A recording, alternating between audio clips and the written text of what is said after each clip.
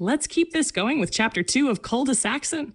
This chapter is where the story really starts to lean into its unique mix of humor, nostalgia, and social commentary. So let's break it down together. Summary and analysis of Chapter 2.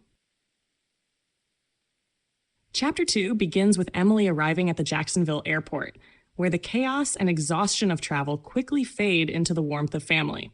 Her father, Jeff, is waiting for her at the baggage claim, a figure of cheerful familiarity in his tucked-in polo shirt, cargo shorts, and sneakers. His blue-gray eyes, twinkling with the perpetual amusement of a man who found humor in nearly everything, locked onto her. This description encapsulates Jeff perfectly. He's lighthearted and unshakably grounded, someone who makes Emily feel both at ease and exasperated. Jeff greets her with an exaggerated wave and his trademark humor. How's my favorite college radical? Convinced anyone to overthrow the government yet? This line is playful, but also sets up the generational and ideological tension between them, something we saw foreshadowed in Chapter 1. Emily responds with an eye roll and a smile, which tells us that while they might clash, there's a deep affection here. On the drive home, Jeff launches into one of his classic monologues, this time about the airport's parking garage. Jeff launched into a monologue about the airport's newest parking garage and how it was designed to confuse regular folks like him. It's mundane, even silly, but this moment highlights his everyman charm. Emily listens with half an ear, reflecting the distance she sometimes feels from her dad while still appreciating his quirks.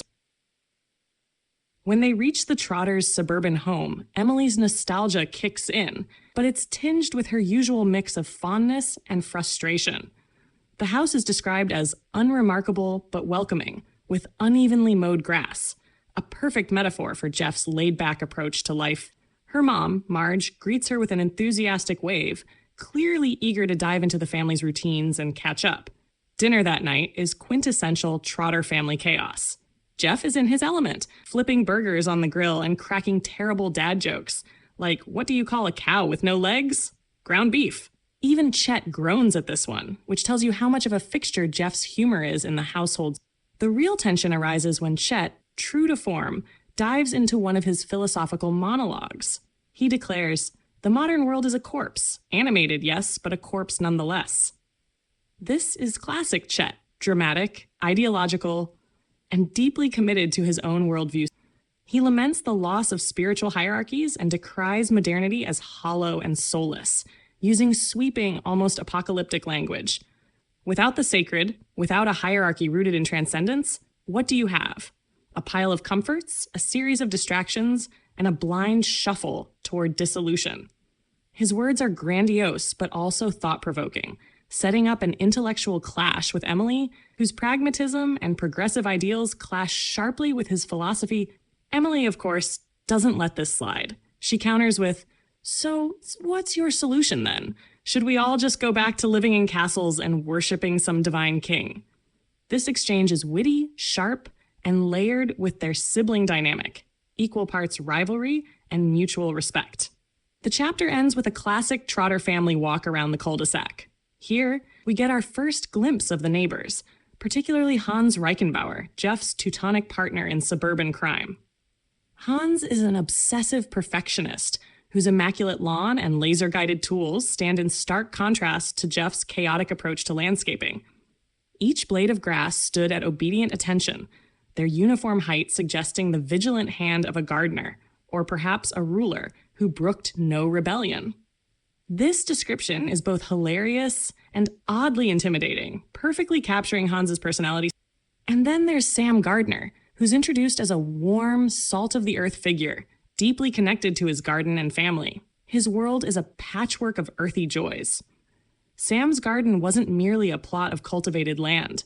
It was a realm unto itself, where each plant seemed to grow with a quiet sense of purpose.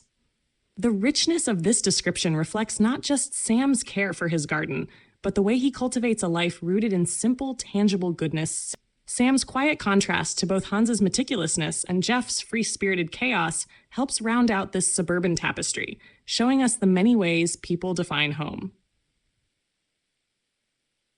Comprehensive analysis and my take on Chapter 2. This chapter is a masterclass in balancing humor and character development. It deepens our understanding of the Trotters as a family, while expanding the story's world to include the eccentricity of the neighborhood. The Trotters' dinner scene, for example, feels chaotic but warm, highlighting the family's love despite their differences. Jeff's lightheartedness, Marge's performative hospitality, and Chet's intellectual intensity create a dynamic that's both relatable and delightfully over the top. Chet, in particular, stands out in this chapter. His philosophical musings are ridiculous on the surface. Who unironically says the modern world is a corpse? But they also raise important questions about tradition, progress, and meaning in a rapidly changing world. He's not just a caricature. He represents a viewpoint that feels increasingly relevant in conversations about the downsides of modernity. Emily's skepticism and sharp rebuttals keep these debates grounded, making their sibling dynamic one of the most compelling parts of the story. The neighbors, Hans and Sam, provide fantastic contrasts to the Trotters. Hans's obsession with perfection is exaggerated, but it also reflects how some people cling to order as a way of asserting control in a chaotic world. Order is half of life, Herr Trotters, Hans declares, showing how deeply he believes in the philosophy behind his pristine lawns. Sam, on the other hand, offers a gentler perspective. His garden is not about control, but connection. The garden hummed with a subtle music, the buzz of bees, the rustle of leaves stirred by the wind. He represents a quieter, more harmonious way of life, which provides a refreshing counterbalance to the intensity of Hans and the Trotters. Personally, I loved how this chapter leaned into the humor without sacrificing depth. It's clear that Cul-de-Saxon is not just a quirky suburban story. It's also grappling with themes of belonging, individuality, and the messy intersections of tradition and progress. Emily's struggle to navigate her family and neighborhood feels real and relatable, even amidst the over-the-top characters and situations. That's Chapter 2 in a nutshell. What did you think of this introduction to the Trotters' home life and their eccentric neighborhood? Do you have a favorite character so far? Let me know in the comments. And stick around, because in the next section, we're diving into Chapter 3, where things start to get really interesting. Don't forget to like, subscribe, and share this video if you're enjoying our breakdown of Cul-de-Saxon.